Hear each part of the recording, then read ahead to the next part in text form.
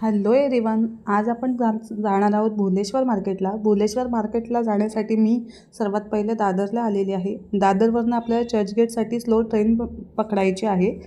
त्यासाठी चर्नी रोडला उतरायचं आहे भुलेश्वर मार्केटला जाण्यासाठी. भुलेश्वर मार्केट हे स्टेशनपासून शेअरिंग ऑटो तुम्हाला मिळून जातात.